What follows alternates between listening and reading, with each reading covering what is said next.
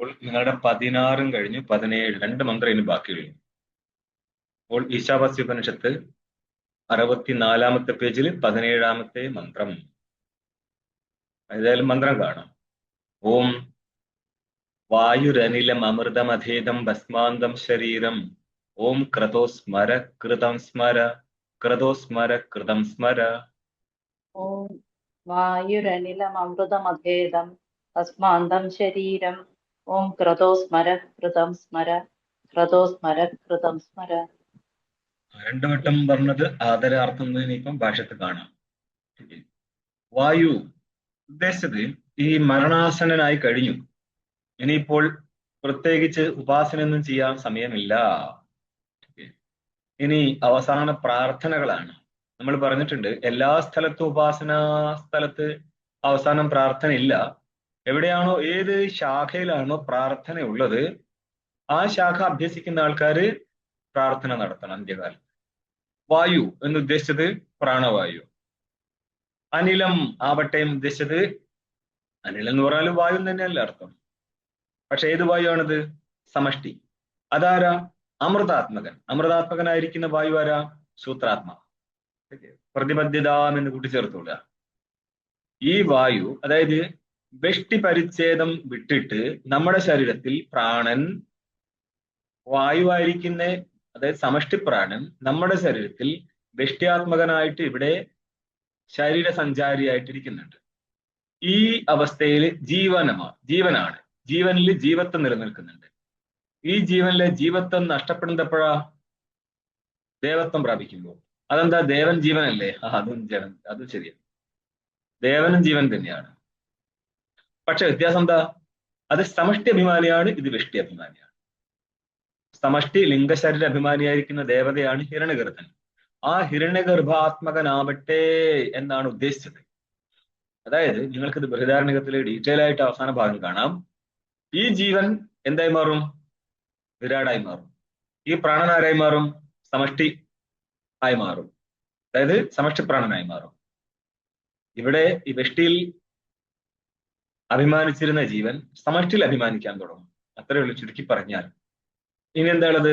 അഥ ഇതം ഉത്ക്രാമതു എന്ന് കൂട്ടിച്ചേർത്തോളെന്ന് ഭാഷത്ത് കാണാം. ഇതം എന്ന് ഉദ്ദേശിച്ചത് ഇതം ലിംഗശരീരം. ഈ ലിംഗശരീരം ഉത്ക്രമണം നടത്തട്ടെ എന്ന് പറയുന്ന അർത്ഥം. ഇപ്പോൾ ലിംഗശരീരം കൊണ്ട് ഉദ്ദേശം എന്താണ്? എന്താണ് ഈ ലിംഗശരീരം? 17 കലകളോട് കൂടിയ സൂക്ഷ്മ ശരീരം. 17 കലകളോട് കൂടിയിരിക്കുന്ന സൂക്ഷ്മ ശരീരത്തെയാണ് ലിംഗശരീരം എന്ന് പറയുന്നത്. ഏതൊക്കെയാ 17 കലകള്? കർമ്മേന്ദ്രിയങ്ങൾ, ജ്ഞാനേന്ദ്രിയങ്ങൾ, പഞ്ചപ്രാണന്മാർ, മനസ്സ്. അപ്പോൾ 5 ജ്ഞാനേന്ദ്രിയം, 5 കർമ്മേന്ദ്രിയം, 5 പ്രാണന്മാർ, 15ഉം ബുദ്ധി മനസ്സും കൂട്ടിച്ചേർന്ന് 17. ഈ ലിംഗശരീരവും ഈ ലിംഗശരീരത്തിൽ പ്രതിബിംബിതനായിരിക്കുന്ന ചൈതന്യവും ബിംബിത ചൈതന്യവും ചേർത്ത് കഴിഞ്ഞാൽ ജീവനായി. നിങ്ങൾ പഞ്ചദശിയിലൊരു ശ്ലോകം കാണാം. ചൈതന്യം യഥധിഷ്ഠാനം ലിംഗദേഹശ്ച യത്പുനഃ ചിച്ഛായ ലിംഗദേഹസ്ഥ തസ്സംഗോ ജീവ ഉച്യത്തെ. ചൈതന്യം യഥധിഷ്ഠാനം. ഒന്ന് അധിഷ്ഠാന ചൈതന്യം. അതെന്തിനാ? പ്രതിബിംബിത ചൈതന്യത്തിന് ബിംബ ചൈതന്യവുമായിട്ട് ഭേദമില്ല എന്നുള്ളതിനാൽ അധിഷ്ഠാന ചൈതന്യത്തെ എടുക്കാതെ കേവല പ്രതിബിംബിത ചൈതന്യത്തെ എടുത്തിട്ട് ജീവനെ കാണിക്കത്തില്ല. അതുകൊണ്ട് എന്ത് പറ്റി? ചൈതന്യം അധിഷ്ഠാനം. അതാണ് നിങ്ങള് ബ്രഹ്മത്തെ അറിഞ്ഞോ അറിഞ്ഞില്ലയോ എന്നൊന്നും ഇവിടുത്തെ പ്രശ്നമേ അല്ല. അറിഞ്ഞാലും അറിഞ്ഞില്ലെങ്കിലും ജീവൻ ബ്രഹ്മസ്വരൂപമാണ്. അതുകൊണ്ടാണ് അധിഷ്ഠാനം ചൈതന്യത്തെ എടുത്തത്.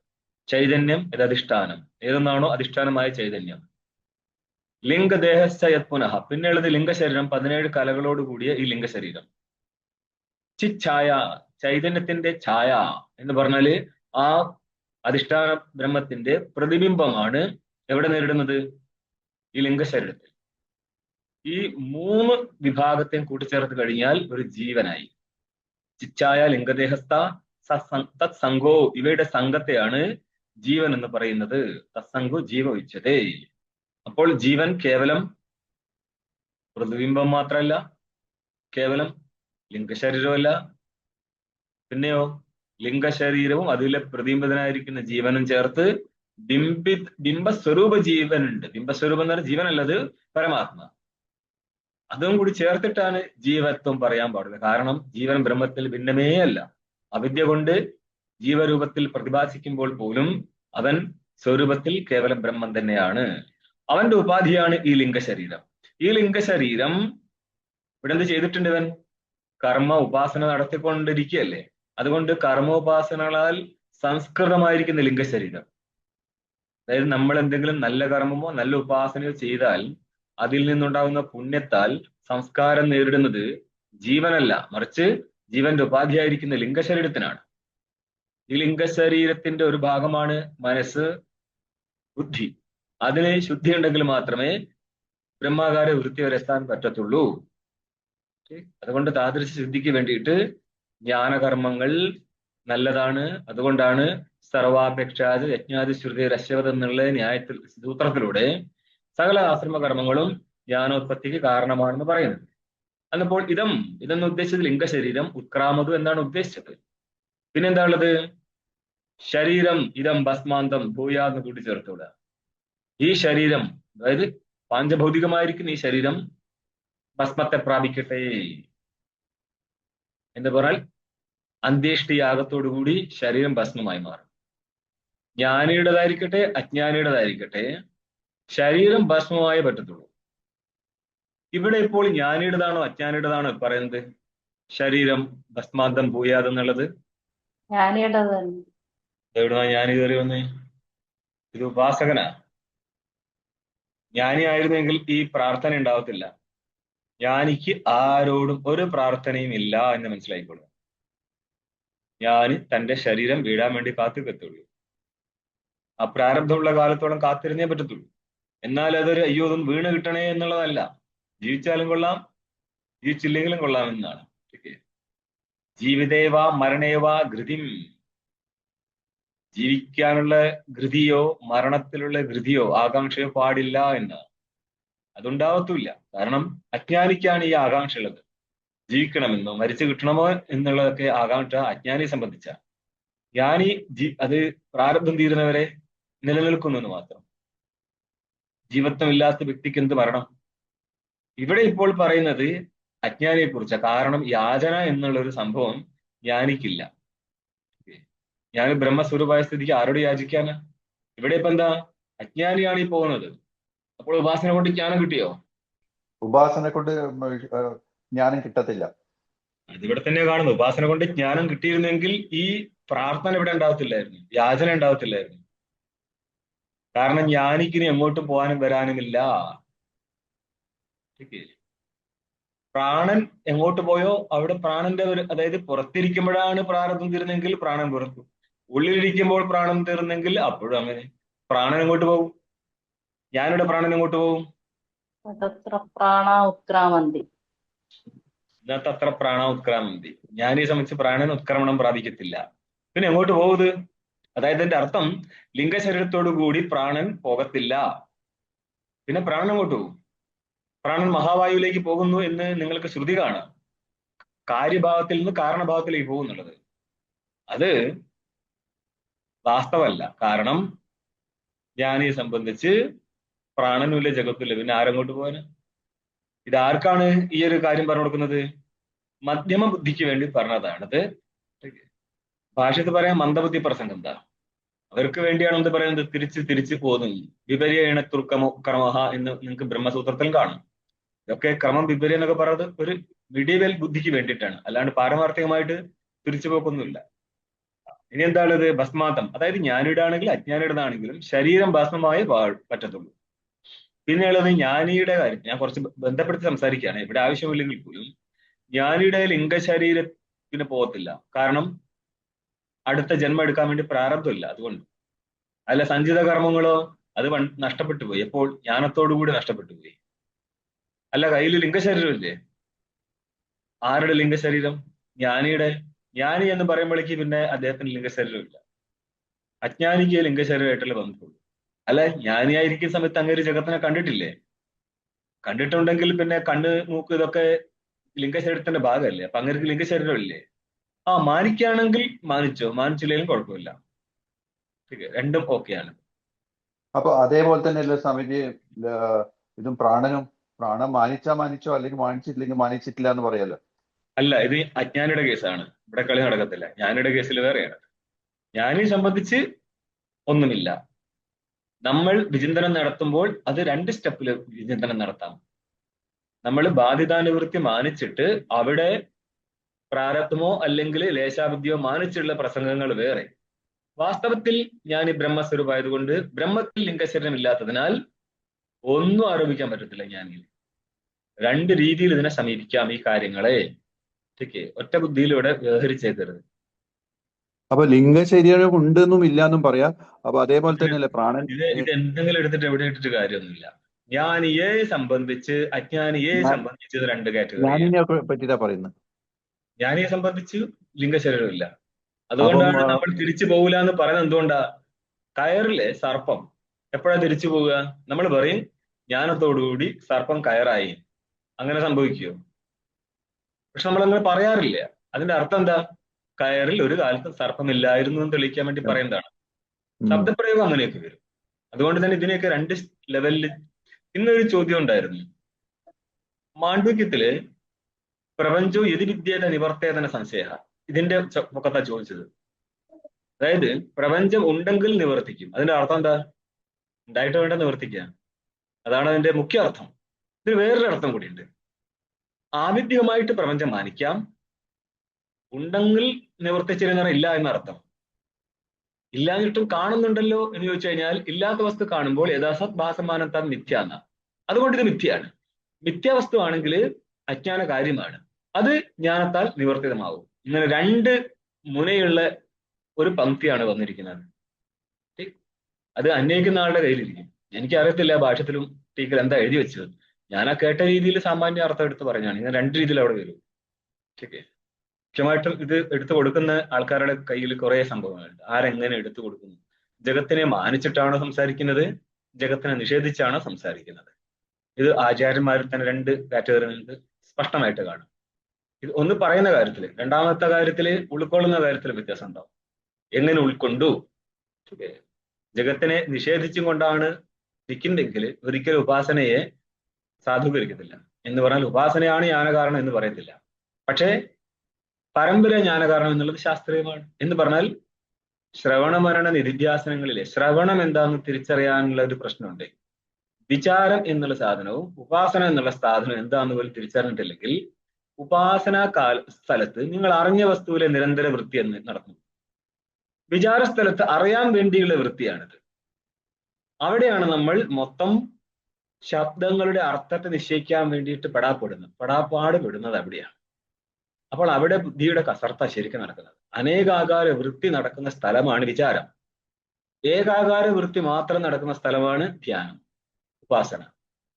നിധിധ്യാസനം ഏകാകാര വൃത്തിയാണ്. പക്ഷേ ശ്രവണമരണം നടത്തിയവന്റെ ധ്യാനമാണ് നിധിധ്യാസനം. ശ്രവണമരണം നടത്താതെ നല്ല സ്വയംഭൻ ഗുരുക്കന്മാരുണ്ടാവുമല്ലോ, ഇതങ്ങോട്ട് പിടിച്ചോ നിന്റെ കാര്യം രക്ഷപ്പെട്ടു എന്ന് പറയുന്നത്, അവരുടെ ശിഷ്യന്മാരും അവരും ചെയ്യുന്ന സാധനമാണ് ധ്യാനം. ചുരുക്കി ഇങ്ങനെ പറയാം. വിസ്തരിച്ച് പറയണമെങ്കിൽ 1 to another, പങ്ക്തി ടു പങ്ക്തി പോകുന്നേരം മാത്രമേ അത് വിസ്തരിച്ചു പറയാനിപ്പോൾ എന്റെ ആവശ്യം വരുന്നില്ല. എത്ര ക്ലാസ് പറഞ്ഞതല്ലേ, അവിടെ മനസ്സിലാക്കാത്തത് കൊണ്ട് ഇനിയിപ്പം ഇവിടെ പ്രത്യേകിച്ച് പറയുന്നില്ല.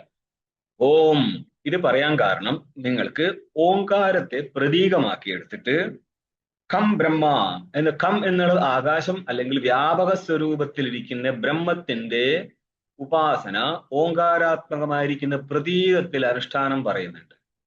അതുകൊണ്ടാണ് ഓം എന്ന് ആദ്യം ഉച്ചരിക്കുന്നത്. പിന്നെ എന്താ? ക്രതോ എന്ന് പറഞ്ഞ സങ്കല്പമാണ്. ഇതുവരെയുള്ള ഇത് ഉപാസന സ്ഥല സങ്കല്പമല്ലേ? മനസ്സിലായോ? ഉപാസന സങ്കല്പ സ്ഥലം. ഉപാസന ചെയ്ത് എന്ന് പറഞ്ഞ സങ്കല്പം ചെയ്ത് സങ്കല്പ സ്വരൂപനായിട്ടിരിക്കുകയാണ് ഇപ്പോൾ ആര്? ഹിരണ്യഗർഭൻ. അതുകൊണ്ടാണ് ക്രതോ. നീ എന്ത് ചെയ്യണം? സ്മര. നീ സ്മരിക്കി. എന്താണാവോ സ്മരിക്കേണ്ടത്? കൃതം. ആര് ചെയ്തിരിക്കുന്നേ? ഞാൻ ചെയ്തിരിക്കുന്നു. മയാ കൃതം. ഞാൻ ഇത്രയും കാലമായിട്ട് ചെയ്തു വന്നിരിക്കുന്നേ ഉപാസനയെയും കർമ്മങ്ങളെയും കുറിച്ച് നീ സ്മരിക്കൂ. കാരണം എന്താ? ആ സ്മരണത്തിനനുസരിച്ച് വേണം എനിക്കൊരു ഫലം കിട്ടാൻ. ഓം ക്രതോ സ്മരം കൃതം സ്മര. അല്ലയോ ക്രതോ സ്മരിക്കൂ. എന്താ? കൃതം സ്മര. ഞാൻ ചെയ്ത കാര്യങ്ങളൊക്കെ നീ സ്മരിക്കി. വീണ്ടും സമാന പ്രസംഗമാണ്. ക്രതോ സ്മര കൃതം സ്മര. ഇത് ആദരവ് കാണിക്കാൻ വേണ്ടി പറയാണ്. എന്ന് പറഞ്ഞാൽ യാചന നടന്നുകൊണ്ടിരിക്കുകയാണ്. 16 യാചനയാണ്, 17 മന്ത്രയാചനയാണ്, 18-ാം മന്ത്രവും യാചന തന്നെയാണ്. അപ്പോൾ ഇതെന്തിനെങ്ങനെ യാചന എന്ന് പറയുന്നത്? ആരാണ് ഉപാസിക്കുന്നത് അവർക്ക് ഇത് ചെയ്തേ പറ്റത്തുള്ളൂ എന്നുള്ളതാണ്. ഇനി ഭാഷ്യം. വായുരുതി പ്രതീകമാണ്. അഥ അനന്തരം എന്ത് ചെയ്യാൻ പോവാണ്? ഇതാനീം മമ മരിഷ്യതോ വായു പ്രാണോ അധ്യാസ്ഥ പരിച്ഛേദം ഹിത്വാ അധിദേവത ആത്മാനം സർവാത്മകം അനിലം അമൃതം സൂത്രാത്മാനം പ്രതിപദ്ധ്യതാമിതി വാക്യശേഷ. വാക്യത്തിൽ കുറച്ച് ഭാഗം കൂട്ടിച്ചേർത്തിട്ട് മനസ്സിലായിക്കൊള്ളണം. എന്തൊക്കെയാ പറയുന്നത്? മമ മരിഷ്യതോ മമ, മരിക്കാൻ പോകുന്ന എന്റെ. മരിഷ്യന്തോ മരിഷ്യന്ത എന്നുള്ളതിൽ ഷഷ്ടിയാണ്. മരിഷ്യതോ കസ്യ മമ, മരിക്കാൻ പോവാണ്. ഇനിയിപ്പോ അധികമൊന്നും ഇല്ല, ജീവിതം തീരാൻ പോവുകയാണ്. അവിടെയാണ് പ്രാർത്ഥന. അല്ലെങ്കിൽ എന്ത് ചെയ്തേനെ? ഞാൻ കർമ്മോപാസന അനുഷ്ഠാനം നടത്തിയാണ്. ഇനിയിപ്പോൾ കർമ്മോപാസന അനുഷ്ഠാനത്തിന് ശരീരം ഉതകുന്നില്ല. അതുകൊണ്ട് മരണാസനായിരിക്കുന്ന ഞാൻ ഇനി പ്രാർത്ഥനയിലേക്ക് പോവാണ്. എന്തിന്? വഴി തെളിയിച്ചു തരാനായിട്ട്. എങ്ങനെയാ വരുന്നത്? മന്ത്രത്തിന്റെ ആദ്യത്തെ പദം വരികയാണ് വായു. വായു ആരാ? പ്രാണോ. പ്രാണൻ എവിടെയാ? അധ്യാത്മം. അധ്യാത്മ പ്രാണനാണ്. അധ്യാത്മ വായു ആണ് പ്രാണൻ. വായുവിനെ രണ്ടാക്കിയാല് അതിദൈവം എന്നുള്ളത് സമഷ്ടി പ്രാണനും അധ്യാത്മം എന്നുള്ളത് വ്യഷ്ടി പ്രാണനുമാണ്. ആത്മന്യധി എന്ന് പറഞ്ഞ ആത്മസംബന്ധി, ജീവസംബന്ധിയായിരിക്കുന്ന പ്രാണൻ. അതെന്ത് ചെയ്യണം? അധ്യാത്മ പരിച്ഛേദം ഹിത്വ. ഇത് എപ്പോഴേ അധ്യാത്മ പരിച്ഛേദം നഷ്ടപ്പെടത്തുള്ളൂ? ദേവതാത്മപ്രാപ്തി ഉണ്ടെങ്കിൽ മാത്രമേ പ്രാണൻ തന്നെ ജീവശരീരമായിട്ട് സംബന്ധിച്ചിരിക്കുന്ന സമയത്തുള്ള അധ്യാത്മ പരിച്ഛേദം നഷ്ടപ്പെടത്തുള്ളൂ. ഇത് ഡീറ്റെയിൽ ബൃഹദാരണ്യത്തിലാണ്. വേണമെങ്കിൽ കഴിഞ്ഞതാണല്ലോ, അതിന്റെ ഈ ഭാഗം വരുന്ന സ്ഥലം എടുത്തിട്ട് ടെലഗ്രാമിലുണ്ട്, കേട്ടു നോക്കും. അധ്യാത്മ പരിച്ഛേദം ഹിത്വാ ഔഹത്യാഗേ. അധ്യാത്മ പരിച്ഛേദത്തെ ത്യാഗം നടത്തിയിട്ട് നഷ്ടപ്പെടുത്തിയിട്ട് എന്ത് ചെയ്യണം? അതിദേവതാത്മാനം പ്രപദ്യതാം. അതിദേവതാത്മാവിനെ പ്രാപിക്കട്ടെ എന്ന് പറഞ്ഞാല് ഈ പ്രാണന്റെ അതിദേവതാ സ്വരൂപമാണ് സമഷ്ടി പ്രാണൻ. സമഷ്ടി പ്രാണൻ ആരാ? ഹിരണ്യഗർഭൻ. ഓക്കെ.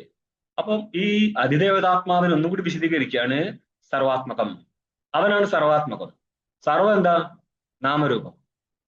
സർവം തന്നെയാണ് സ്വരൂപം. ആരുടേത്? സമഷ്ടി പ്രാണനായിരിക്കുന്ന ഹിരണ്യഗർഭന്റെ. കാരണം ഹിരണ്യഗർഭനാണ് സകല രൂപത്തിൽ വന്നിരിക്കുന്നത്. അതുകൊണ്ട് സർവത്തിന്റെ ആത്മാരാ? ഹിരണ്യഗർഭനാണ്. അങ്ങനെ പിടിച്ചാൽ മതി, കാര്യത്തിന് കാരണത്തിലേക്ക് പോട്ടെ. സർവം നിറ നാമരൂപാത്മകമായിരിക്കും ജഗത്ത്. അതിന്റെ ആത്മാവാരാ? ഹിരണ്യഗർഭൻ. അതുകൊണ്ട് ഹിരണ്യഗർഭൻ എന്ത് വിളിക്കാം? സർവാത്മകം. സർവാത്മകനായിരിക്കുന്ന ആരാണവൻ?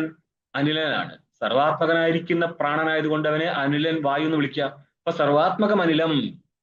ഒന്നുകൂടി വിശദീകരിക്കുകയാണ്, അവൻ അമൃത സ്വരൂപനാകുന്നു. ഇത് എന്താണ്? സാപേക്ഷികമായിരിക്കുന്ന അമൃതത്വമാണ്. അപ്പോൾ ഇത് ആരാണ് അമൃതത്വം എന്നുള്ളത് മുഖ്യമാണോ? അപ്പം പറയാം അല്ല, സൂത്രാത്മാനം. സൂത്രം എന്ന് ഉദ്ദേശിച്ചത്, സൂത്രം എന്ന് പറഞ്ഞാൽ നൂല് എന്നാണ് അർത്ഥം. അതായത് സകല ജീവന്മാരിലൂടെയും ആര് നിലനിൽക്കുന്നുണ്ട്? ഒരു പ്രാണൻ നിലനിൽക്കുന്നുണ്ട്. പ്രാണൻ മാത്രമാണോ? അല്ല, ഈ ലിംഗശരീരത്തിന്റെ സമഷ്ടിയാണ് ആര്? ഹിരണ്യഗർഭൻ. അപ്പോൾ എല്ലാ വിഷ്ടിയിലൂടെ ആര് നിലനിൽക്കും? സമഷ്ടി നിലനിൽക്കുന്നുണ്ട്. അപ്പോൾ എല്ലാ ജീവന്മാരെയും കോർത്തിണക്കി വെച്ചിരിക്കുന്ന സ്വരൂപമാണ് ഹിരണ്യഗർഭന്റേത്. അതുകൊണ്ട് അവനെ സൂത്രാത്മാ എന്ന് വിളിക്കും. സൂത്രാത്മാനം പ്രതിപദ്ധ്യതാം. സൂത്രാത്മാവിനെ പ്രാപിക്കട്ടെ. ആര് സൂത്രാത്മാവിനെ പ്രാപിക്കട്ടെ എന്നാണ് ഇവിടുത്തെ യാചന. അതായത് ആ ജീവനായിരിക്കുന്ന ഉപാസകൻ ദേവതയായിരിക്കുന്ന ഹിരണ്യഗർഭനെ പ്രാപിക്കും. അന്നപ്പോൾ ആ ജീവന്റെ ഉപാധിയായിരിക്കുന്ന പ്രാണൻ അവൻ പ്രാപിച്ചിരിക്കുന്ന ഹിരണ്യഗർഭന്റെ ഉപാധിയായിരിക്കുന്ന സമഷ്ടിയായിട്ട് മാറും. ഇവിടെ എല്ലാ ഡീറ്റെയിൽ പക്ഷെ ഇങ്ങനെയാണ് ഇത് വരിക. ഇനി ബൃഹദാരണ്യം കാണാം. ഇത്രയും ഭാഗം ക്ലിയർ ആയല്ലോ.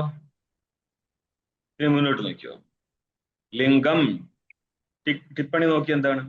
വായുരനിലം ഇത്യേതത് ഉപലക്ഷണീകൃത്യ നിഷ്കർഷമാഹ. ഇതിനെ ഉപലക്ഷണമാക്കിയിട്ട് ഇവിടത്തെ സംബന്ധിത അർത്ഥം എടുത്ത് പറയാണ്. അടുത്ത മന്ത്രഭാഗവും നല്ല വരുന്നത്. ലിംഗം ചെയ്തം. ലിംഗം എന്ന ഉദ്ദേശം എന്താണ്? ഇത് ഹേതു എന്നുള്ള അർത്ഥത്തിലല്ല, ലിംഗ ശരീരം എന്നുള്ള അർത്ഥത്തിലാണ് വന്നത്. ലിംഗം പെട്ടെന്ന് വിചാരിക്കും നൈയായികന്റെ ലിംഗം ഹേതു എന്നുള്ളതാണ്. അങ്ങനെയൊന്നല്ല, ഇതൊരു ഹേതുവാകുന്നു എന്ന അർത്ഥത്തിലല്ല. പിന്നെയോ ഈ ലിംഗശരീരം ജ്ഞാനകർമ്മ സംസ്കൃതം. ജ്ഞാനം എന്താണ് ഇവിടുത്തെ? പള്ളി ജ്ഞാനം എന്താണ് ഇവിടുത്തെ? ഉപാസന. ഈ ഉപാസകനാണല്ലോ ഇവിടെ ഇപ്പോൾ യാചിക്കുന്നത്. അപ്പൊ അവൻ ചെയ്തത് എന്താ? ഉപാസനയാണ്. ഉപാസനയും ചെയ്തിട്ടുണ്ട്, കർമ്മവും ചെയ്തിട്ടുണ്ട്. കാരണം സമുച്ചയകാരിയുടെ ദേവത്വ പ്രാപ്തിയെ കുറിച്ച് സംസാരിക്കുന്നത്. ഓക്കെ, ലിംഗം ചെയ്ത ജ്ഞാനകർമ്മ സംസ്കൃതം, ജ്ഞാനകർമ്മ സംസ്കൃതം ച ഇതം ലിംഗം എന്ന് തിരിച്ചിട്ട് അന്വയിക്കുക. ഉപാസനയാലും കർമ്മത്താലും സംസ്കാരം നേടിയിരിക്കുന്ന ഈ ലിംഗശരീരം എന്ന് പറഞ്ഞാല് ശുദ്ധമായിരിക്കുന്ന ലിംഗശരീരം പുറത്തിലുള്ള അശുദ്ധികളെല്ലാം മാറിയിരിക്കുകയാണ്. നമുക്കൊരു വസ്തുവിന് രണ്ട് രീതിയിൽ ശുദ്ധീകരിക്കാം. ഗുണ ആദാനത്താലോ അല്ലെങ്കിൽ മല അപനയനത്താലോ. ഒന്നുകിൽ ഇപ്പൊ ഒരു വെള്ളത്തിൽ നമ്മൾ ഉപ്പിട്ടു, അതിനെ വേണം ഫിൽട്ടർ ചെയ്തിട്ട് ഉപ്പ് കളയാം. അല്ലെങ്കിലോ കൂടുതൽ നല്ല വെള്ളം നിറച്ചിട്ടും അതിൽ ഉപ്പ് കളയാം. ഗുണ ആദാനം വരാം, അല്ലെങ്കിൽ മല അപനയനം വരാം. രണ്ടാണെങ്കിൽ നമ്മൾക്ക് അതിനെ ശുദ്ധീകരിക്കാം. പ്രായശ്ചിത്തം ചെയ്തു കഴിഞ്ഞാൽ ആ പഴയ പാപങ്ങളെല്ലാം നഷ്ടപ്പെട്ടു കിട്ടും. ഇവിടെ ഇപ്പോൾ പുതിയ കർമ്മം ചെയ്യുന്നതോടുകൂടി ആദാനം നടന്നതിനാൽ പഴയ ഗുണം മാറിക്കിട്ടാം. രണ്ടായാലും കൊള്ളാം. പിന്നെ അത് മാത്രല്ല, പുണ്യന് പാപം അപനുതതി എന്ന് ശ്രുതി തന്നെയുണ്ട്. പുണ്യകർമ്മം ചെയ്താൽ പാപകർമ്മം നഷ്ടപ്പെട്ട് കിട്ടുന്നുണ്ട്. പുണ്യസ്യ ഫലമിച്ഛന്തി ന പുണ്യം കുറുവന്തി മാനവഃ ന പാപഫലമിച്ഛന്തി പാപം കുറുവന്തി നിത്യശഃ. പാപത്തിന്റെ ഫലം ആരും ഇച്ഛിക്കുന്നില്ല, പക്ഷെ പാപം ചെയ്യുന്നതിനൊട്ട് ഒരു കുറവുമില്ല. പുണ്യത്തിന്റെ ഫലം ഇച്ഛിക്കുന്നുണ്ട്, പക്ഷെ പുണ്യാണെങ്കിട്ട് ചെയ്യത്തില്ല. ജ്ഞാനകർമ്മ സംസ്കൃതമാവണമെങ്കിൽ അവിടെ എന്ത് സംഭവിച്ചിട്ടുണ്ട്? സംസ്കാരം സംഭവിച്ചിട്ടുണ്ട്. ഇവിടെ സംസ്കാര കർമ്മം എന്തായിരുന്നു? വൈദികമായിരിക്കുന്ന കർമ്മവും വൈദികമായിരിക്കുന്ന ഉപാസനയും. അതിൽ നിന്ന് ശുദ്ധമായിരിക്കുകയാണ് ലിംഗശരീരം. അതെന്ത് ചെയ്യട്ടെ എന്ന് പറയുന്നത്? ഉത്ക്രമണം നടത്തട്ടെ എന്ന് പറയുന്ന ശരീരത്തിൽ നിന്ന് വിട്ടുപോട്ടെ എന്ന്. ഈ ലിംഗശരീരം ശരീരത്തിൽ നിന്ന് വിട്ട് അങ്ങോട്ട് പോകും, അടുത്ത ശരീരത്തിലേക്ക് പോകും. അടുത്ത ഏതാ ശരീരം? അത് കർമ്മത്തിനനുസരിച്ച്. ഇവിടെ എന്താ പ്രസംഗം ഓടുന്നത്? ഉപാസകന്റെ. അപ്പം അങ്ങോട്ട് പോകും. സമഷ്ടി ദേവനായിരിക്കും. ഹിരണ്യഗർഭ പ്രാപ്തിക്കാണ് ഇത് പോകുന്നത്. എല്ലാവർക്കും പറ്റുന്നതാണിത്. നമ്മൾക്ക് എല്ലാവരും പരിധി ഈ വേദാന്ത വിചാരത്തിന്റെ മാർഗത്തിലൂടെ കുറെ പോയെങ്കിൽ മാത്രമേ മറ്റു സാധനങ്ങൾ കട്ടാവത്തുള്ളൂ. ചോദ്യം ചോദിക്കുന്ന എന്തിനാ? അതിനനുസരിച്ചൊരു ട്രാക്ക് ഉണ്ട്. അതിലേക്ക് വന്ന് ഉത്തരം കൊടുത്ത് നിങ്ങളുടെ ബുദ്ധിക്ക് ഒരു സാമർത്ഥ്യം വരും. അപ്പൊ അതിനനുസരിച്ച് ചിന്തിക്കത്തുള്ളൂ. കാട് കയറി അങ്ങോട്ടും പോകത്തില്ല. ഇതെന്തിനാ എങ്ങനെ പറഞ്ഞത്? ലിംഗശരീരം ഇവിടുന്ന് വിട്ടു പോകട്ടെ എന്നാണ് ഇതിന്റെ അർത്ഥമെന്ന്. ഇത് ഉത്ക്രമിക്കട്ടെ ലോട്ടാണ്. ഇത് ദ്രഷ്ടവ്യം, ഇങ്ങനെ മനസ്സിലാക്കണം എന്ന് പറയുന്നത്. അതെന്തുകൊണ്ട് അങ്ങനെ പറഞ്ഞത്? അതിന് ഭാഷ്യകാരൻ ഉത്തരം പറയും. അത് ഇങ്ങനൊരു ചോദ്യം വരാമെന്നുള്ളത് കൊണ്ട് ഭാഷ്യകാരൻ അതിന് അവതരിപ്പിക്കുകയാണ്. മാർഗയാചന സാമർഥ്യാത്.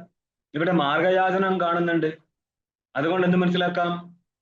ഈ ഒരു അർത്ഥം, അതായത് എന്റെ ലിംഗശരീരം വിട്ടുപോട്ടെ എന്ന് തന്നെയാണ് ഇവിടത്തെ പ്രാർത്ഥന. ഇതിന്റെ 2-ാം നമ്പർ ടിപ്പണി കാണുക. മാർഗയാചന സാമർഥ്യാതിഥി നഹി ഉത്ക്രമണേ അവിവക്ഷിതേ മാർഗയാചനം ഘടതേ. ഉത്ക്രമണം ഇവിടെ വിവക്ഷ നടത്തുന്നില്ലെങ്കിൽ പിന്നെ മാർഗയാചന ഘടിക്കത്തില്ല എന്ന് പറഞ്ഞാൽ മാർഗയാചന സമ്പന്നമാവാൻ പാടില്ലായിരുന്നു.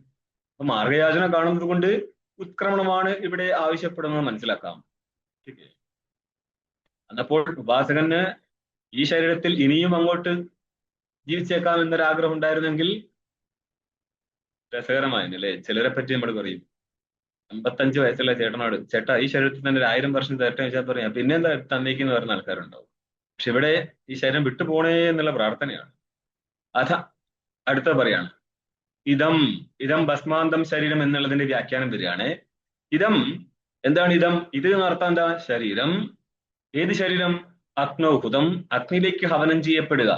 ഈ ഹവനത്തെ എന്ത് പറയും? ഈ ഹവനത്തിന്റെ പേരെന്താ? അന്ത്യേഷ്ടി. അന്ത്യേഷ്ടി കർമ്മമാണ്. അതിനെ ഇഷ്ടി തന്നെയാ പറയുന്നത്. അവിടെയും ആ ജീവനെ പാല്, നെയ്യ്, വെള്ളമൊക്കെ ഒഴിച്ച് ഇരുത്തിയിട്ട് കുളിപ്പിക്കുന്നുണ്ട്. എന്നിട്ടൊക്കെയാണ് ചിതയിലേക്ക് എടുത്ത് വെക്കുന്നത്. ശരീരം അഗ്നോഹുതം ഭസ്മാന്തം ഭൂയാത്. ഭസ്മം ഏതിന്റെ അന്തമാകുമോ ആ രീതിയിൽ ഭസ്മാവട്ടെ. ടിപ്പണി നോക്കുന്നാല് ഭസ്മ അന്തേ അന്തിമ പരിണാമോ യസ്യ തത് ദഗ്ധം ഭവതു ഇതിയാവത്. അത്രയേ ഉള്ളൂ.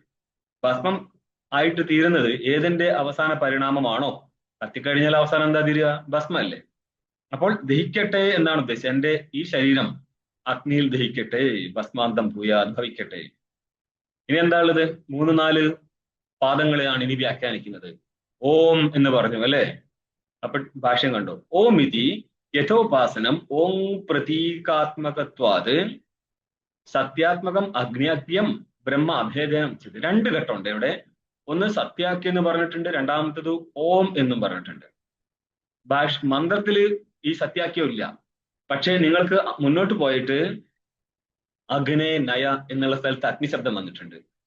അത് മുന്നിൽ കണ്ടിട്ടാണ് ഭാഷ്യകാരൻ ഇവിടെ ഇപ്പോൾ അഗ്നിയാക്കിയൻ അങ്ങ് പേര് വിളിച്ചത്. ഇതിന് നിങ്ങൾക്ക് ടീക്കയിൽ പറഞ്ഞുതരാം അതെന്തുകൊണ്ട് ഇങ്ങനെ വരുന്നത്. കാരണം ഇതിന്റെ വ്യാഖ്യാന സ്വരൂപമാണത് ബൃഹദാരണ്യകം. ആ ബൃഹദാരണ്യകത്തിൽ പറഞ്ഞ മന്ത്രം വെച്ചിട്ടാണ് ഇവിടെ ഇപ്പോൾ അഗ്നിശബ്ദം വരുന്നത്. ടിപ്പണിയിലേക്ക് പറയാം. ഓമിതി യഥോപാസനം, ഉപാസനം അനതിക്രമീതി യഥോപാസനം. ഉപാസനയ്ക്കനുസരിച്ച് എന്ന് പറയാൻ കാരണം എന്താ? ഉപാസനാ സ്ഥലത്ത് എന്താ ഉള്ളത്? അപ്പോൾ 5-ാം നമ്പർ ടിപ്പണി കാണും. 3-ാമത്തെ ലൈനിൽ 5-ാം നമ്പർ ടിപ്പണി. ഓമിതി യഥോപാസനമിതി ഓം ഖം ബ്രഹ്മേതി ശ്രുത്യ ഓംകാരാലംബനെ ഖം ബ്രഹ്മേതി ദൃഷ്ടിവിധാനാത് തഥോപാസനെ സത്യബ്രഹ്മണ ഓം പ്രതീകത്വാത് സത്യം ബ്രഹ്മൈവ പ്രതീക അഭേദന ഓം ഇതി സംബോധ്യതേ. സത്യാത്മാവായിരിക്കുന്ന ഹിരണ്യഗർഭൻ തന്നെയാണ് ഓം എന്ന് സംബോധിക്കപ്പെട്ടിരിക്കുന്നത്. എന്തുകൊണ്ടാ? നിങ്ങളുടെ ബൃഹദാരണ്യകത്തിൽ കാണാം 5-ാം അധ്യായം. 5-ാം അധ്യായത്തിന്റെ ഭാഗമാണിത്. എന്താ? ഓം ഖം ബ്രഹ്മ, ഇതാണ് തുടക്കം. ഇവിടെ ഓം എന്നുള്ള പ്രതീകവും ഖം എന്നുള്ളതിന് ആകാശം പോലെ വ്യാപകം നടത്തുക. ഇങ്ങനെ ആകാശം പോലെ വ്യാപകമായിരിക്കുന്ന ബ്രഹ്മത്തിന്റെ ദൃഷ്ടി എവിടെ നടത്തുക? ഓം എന്നുള്ള പ്രതീകത്തിൽ നടത്തുക. അപ്പൊ ഓം പ്രതീകമായി ബ്രഹ്മത്തിന്റെ ഉപാസന. ഇത് പ്രതീകോപാസന സ്ഥലമാണ്. ഇങ്ങനെയുള്ള പലവിധ ഉപാസന ബൃഹദാരണ്യത്തിൽ കാണാൻ. ഇതൊന്നും ലോകത്ത് നടപ്പുള്ളതല്ല. ലോകത്ത് പല ഉപാസനകളും പിൽക്കാലത്ത് വന്നു ചേർന്നത് ഉണ്ടാക്കിയെടുത്തതാണ്. എന്നാലും ഇതിനെല്ലാം ഫലം കിട്ടും. കാരണം നിങ്ങളുടെ മനസ്സ് ഫോക്കസ് ആവുന്നതനുസരിച്ച് പ്രാർത്ഥന ഫലമാവുന്നു. ഇത്യാദികളിലൂടെ കാര്യങ്ങളൊക്കെ സമ്പന്നാക്കി എടുക്കുക. അതിൽ വലിയ ബുദ്ധിമുട്ടൊന്നുമില്ല. ഇത് ശ്രുത്യ ഓങ്കാരാലംബനെ, ഓങ്കാരമായിരിക്കുന്ന ആലംബനത്തിൽ, ആശ്രയത്തിൽ.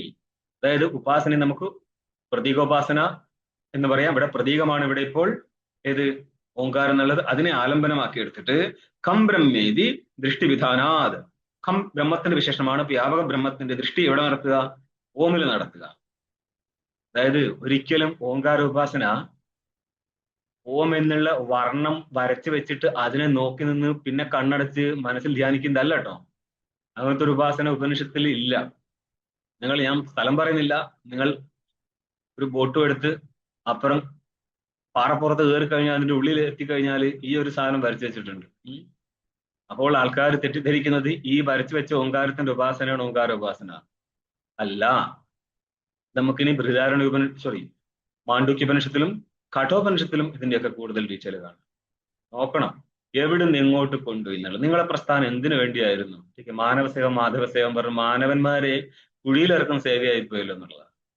നമ്മളങ്ങനെയല്ല ധരിച്ചത്. ഈ ഓങ്കാരം എന്നുള്ളത് വർണ്ണം, ലിപി ഉണ്ടല്ലോ, വർണ്ണമല്ല ലിപി. എഴുതുന്ന ലിപി എന്ന് പറയും. എഴുതി വെച്ചിരിക്കുന്ന ഒന്ന് ശബ്ദമാണ്, വർണ്ണ ശബ്ദമാണ് ലിപി. ലിപിയില് ധ്യാനിക്കുക എന്നുള്ളത് ഒരു ഉപനിഷത്തിന്റെയും പ്രതിപാദ്യ കാര്യമല്ല. അത് തെറ്റിദ്ധാരണയാണ്. ശബ്ദത്തിലാണ് ഉപാസന വരുന്നത്. ഓം എന്നുള്ള ശബ്ദത്തിലാണ് ഉപാസിക്കുന്നത്. പിന്നെയുള്ളത് ഓമിന്റെ അർത്ഥത്തെ നിശ്ചയിച്ചിട്ട് ജ്ഞാനമാവുന്ന രീതിയാണ്. ഇതൊക്കെ നിങ്ങൾക്ക് ഇനി ബാക്കി മുന്നോട്ട് കാണാം. ഒരിക്കലും ലിപി എടുത്തിട്ട് ധ്യാനിക്കാൻ പറഞ്ഞിട്ടില്ല. ഇതുമായിട്ട് കൊണ്ടു നടക്കുന്ന ആൾ അറ്റ്ലീസ്റ്റ് ഇത്രയെങ്കിലും പറയേണ്ടതാണ്. ഉപാസനയുടെയും വിചാരത്തിന്റെയും ഭേദം എന്താ? എവിടെയെങ്കിലും പറയുന്നത് കേട്ടിട്ടുണ്ടോ? ഉപാസനയുടെയും വിചാരത്തിന്റെ ഭേദം എന്താ? അപ്പൊ ടീക്കയിൽ നോക്കുകയാണ്, ടിപ്പണി നോക്കുകയാണ്. ഇത് ദൃഷ്ടി എന്ന് പറയുന്നത് അർത്ഥം ദർശനം, ദൃഷ്ടി എന്നൊരു ഉപാസനയാണ്. ഉപാസന വിധാനം നടത്തിയാണ്. വിധാനാത് തഥ ഉപാസനേ സത്യബ്രഹ്മണ, അപ്രകാരം ഉപാസന നടത്തി എന്ത് കിട്ടും? സത്യബ്രഹ്മാര ഹിരണ്യഗർഭൻ. ആ ഹിരണ്യഗർഭന്റെ ഓം പ്രതീകത്വാദ്, ഹിരണ്യഗർഭന്റെ പ്രതീകമായിട്ടാണ് ഈ ഓം എന്നിരിക്കുന്നത്. അതായത് പറയും ഓങ്കാരം തന്നെയാണ് അപരഞ്ച പരഞ്ച, അപരബ്രഹ്മവും പരബ്രഹ്മവും ഓങ്കാരം തന്നെയാകുന്നു പ്രശ്നോപനിഷത്തില്. ठीक है, പരാപരേ രണ്ടിനുമായിട്ട്. അപരബ്രഹ്മമാണെങ്കിൽ അത് ഉപാസനയെ മാറും, പരബ്രഹ്മമാണെങ്കിലും ഉപാസനയുണ്ട്. പക്ഷെ അവിടെ വളരെ ചെറിയ സ്ഥലത്തെ പരബ്രഹ്മത്തിന്റെ ഉപാസന പറയുന്നുള്ളൂ. മിക്കവാറും സ്ഥലത്ത് പരബ്രഹ്മം ജ്ഞാനത്തിന് വേണ്ടിയിട്ട് ഉപയോഗിക്കുന്നതാണ്. ഡീറ്റെയില് ഛാന്ദോഗ്യത്തിന്റെ അവസാന അധ്യായത്തിലുള്ളത് പരബ്രഹ്മ ഉപാസനയ്ക്കായിട്ട് നടന്നത്. അത് വെച്ചിട്ടാണ് നിങ്ങളുടെ പ്രശ്നോപനിഷത്തിലും ഉപാസന സൈഡ് പറഞ്ഞിരുന്നത്. ഇല്ലെങ്കിൽ പരം എന്ന് പറയുമ്പോഴേക്ക് അത് ജ്ഞാനത്തിനായിട്ട് മാറും. ഓം പ്രതീകമായതിനാൽ സത്യം ബ്രഹ്മൈവ പ്രതീകാഭേദേന ഓം ഇത് സംബോധ്യത്തെ. ഇവിടെ ഓം എന്ന് സംബോധിപ്പിക്കപ്പെട്ടിരിക്കുന്ന ആരാ? ഹിരണ്യഗർഭനായിരിക്കും സത്യബ്രഹ്മമാണ്. അതെന്തുകൊണ്ടാ? ഓങ്കാരത്തെ പ്രതീകമാക്കി എടുത്തിട്ട് അവിടെ സത്യബ്രഹ്മത്തിന്റെ ഉപാസന നടത്തിയിരുന്നു. അതേതാ സത്യബ്രഹ്മം? ഖം ബ്രഹ്മ എന്ന് പറഞ്ഞിട്ട്. ഓക്കെ, അതുകൊണ്ട് തസ്യവ സത്യബ്രഹ്മണ. ഇനി നോക്കിക്കോ, അടുത്ത മന്ത്രം വരാൻ പോവാണ് ഇവിടെ. അതേ സത്യബ്രഹ്മത്തിന്റെ തന്നെ പുനർ അയം അഗ്നിർവൈശ്വാനരോ യോ യമന്തഃ പുരുഷ അന്തപുരുഷേ. ഇത് മന്ത്രത്തിന്റെ ഭാഗമാണ്. ഇത് 5-9 ഒന്നാമത്തെ മന്ത്രമാണ്. എനിക്ക് തോന്നുന്നു 5-1-1 ചിലപ്പോൾ ഓം ഖം ബ്രഹ്മ വരുന്നത്. ഇത് 5-9 എത്തുമ്പോഴേക്കാണ് വീണ്ടും അടുത്ത മന്ത്രം പറയാണ്. അഗ്നിർ വൈശ്വാനരോ യോ യമന്ത പുരുഷേ. അഗ്നി എന്നുള്ള വൈശ്വാനരൻ ആര്? ഈ ശരീരത്തിന്റെ ഉള്ളിലുള്ള പുരുഷനാണ്. അപ്പോൾ ശരീരത്തിന്റെ ഉള്ളിലുള്ള അഗ്നിയെ തന്നെ പുരുഷനാക്കി പറഞ്ഞിട്ട് ആ അഗ്നിയില് ഹിരണ്യഗർഭോപാസന വിധിച്ചിട്ടുണ്ട്. അപ്പൊ എന്ത് പറ്റി?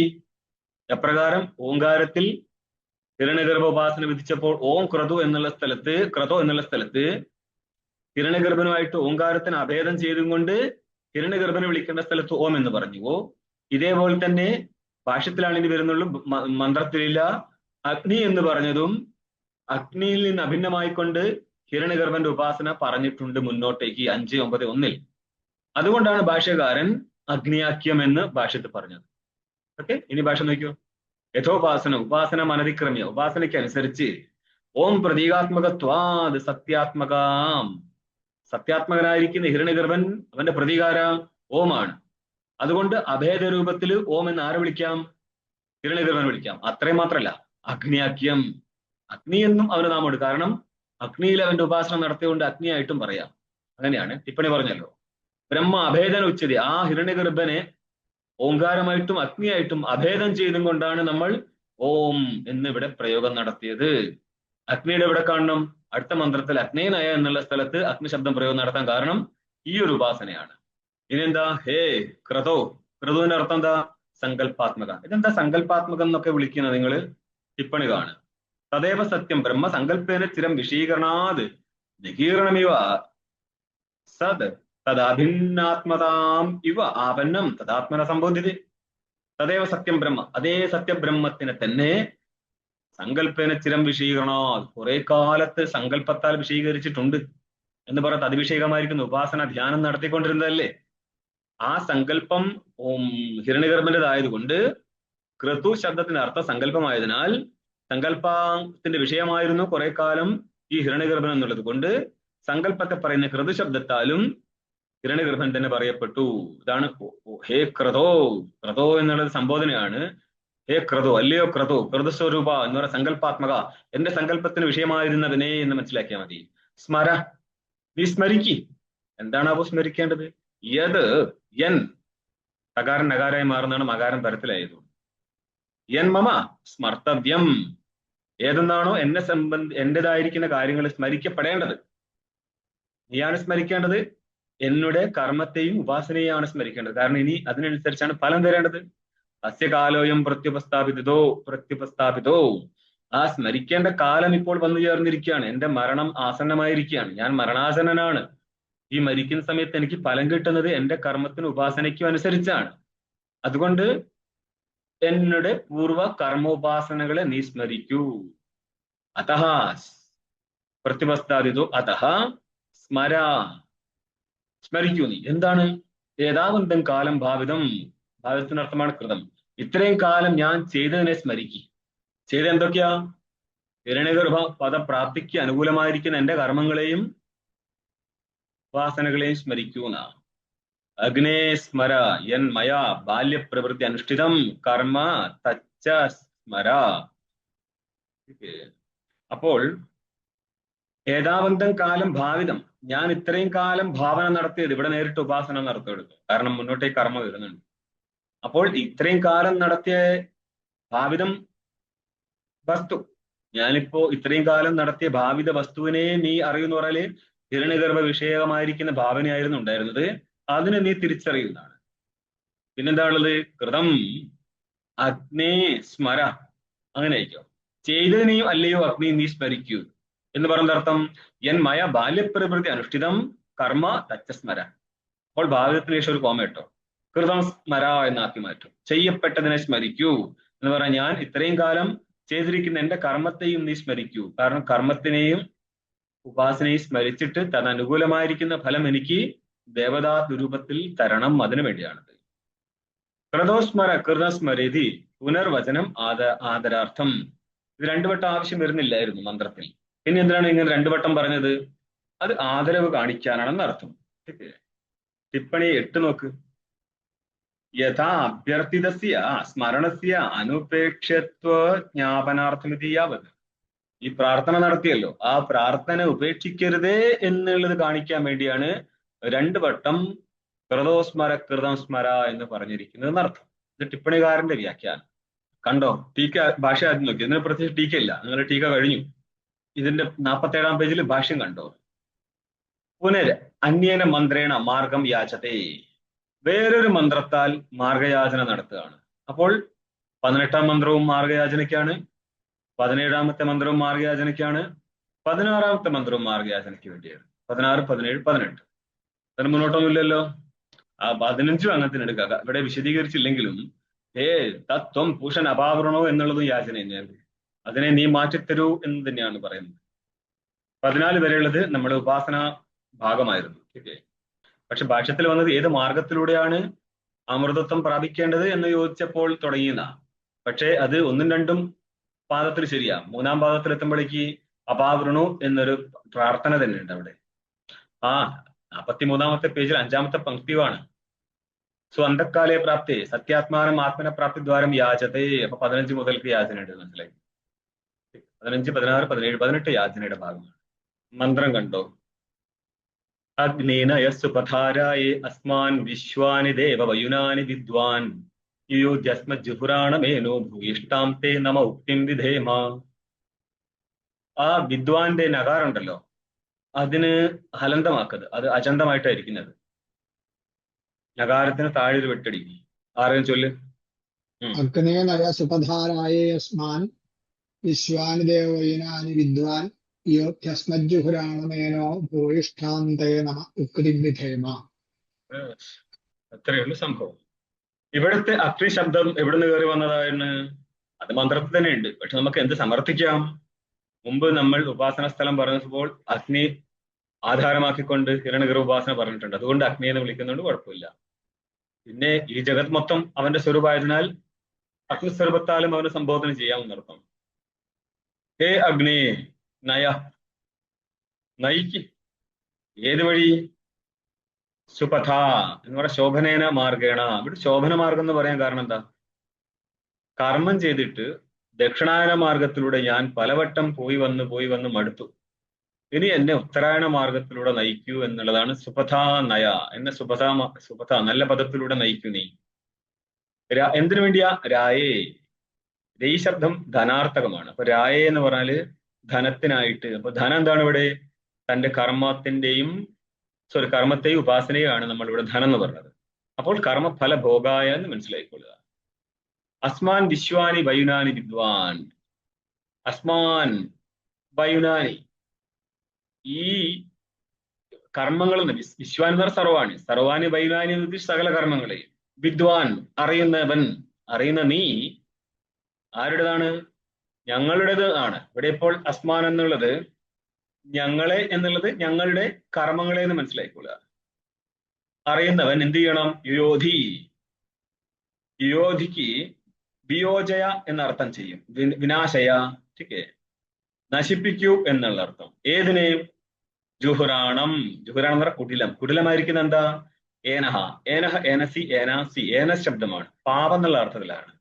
അതായത് ലിംഗശരീരത്തിൽ പാപം കൂടുതലുണ്ടെങ്കിൽ ഇവിടെ, അതായത് ഹിരണ്യഗർഭ ലോകത്തിലേക്ക് പ്രവേശനം ഉണ്ടാവത്തില്ല. അതുകൊണ്ടാണ് പറയുന്നത് ഞങ്ങളുടെ കുടിലമായിരിക്കുന്ന പാപത്തെ നശിപ്പിക്കൂ. എന്നിട്ട് എന്ത് ചെയ്യണം? ഭൂയിഷ്ടാംത്തെ നമ ഉക്തി വിധേമ. എനിക്കിനി ഇപ്പോൾ കൂടുതലൊന്നും ചെയ്യാനില്ല, പരിചരണത്തിനൊന്നും പറ്റത്തില്ല, മരണാസന്നനായി. അതുകൊണ്ട് വീണ്ടും വീണ്ടും നിനക്ക് എന്തേ ഉള്ളൂ? നമസ്കാര വചനം മാത്രം നൽകുന്നു. നിനക്കായിരിക്കും അവസാന കാലം. ഇത് ആരുടേതാണ്? ഉപാസകന്റെ അവസാന സ്ഥിതിയാണ് ഈ പറയുന്നത്. ജ്ഞാനിയായിരുന്നെങ്കിൽ ജ്ഞാനിക്ക് ഇങ്ങനത്തെ ഒരു യാതന ആവശ്യം വരുന്നില്ലായിരുന്നു. ഉപാസകന് അവസാനം വരെ എന്ത് ചെയ്യണം? ഉപാസനാനുഷ്ഠാനം ആവശ്യമുണ്ട്.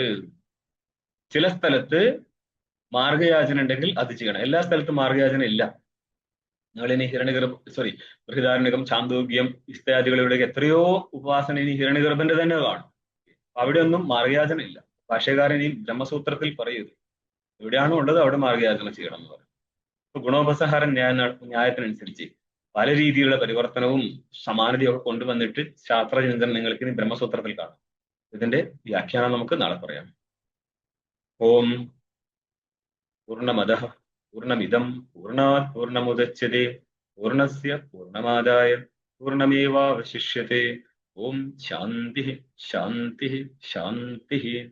ശങ്കരം ശങ്കരാചാര്യം കേശവം ബാദരായണം സൂത്രഭാഷ്യകൃതൗ വന്ദേ ഭഗവന്തൗ പുനഃ പുനഃ. ഈശ്വരോ ഗുരുരാത്മേതി മൂർത്തിഭേദവിഭാഗിനെ വ്യോമവത് വ്യാപ്തദേഹായ ദക്ഷിണാമൂർത്തയേ നമഃ. ഓം ശാന്തി ശാന്തി ശാന്തി.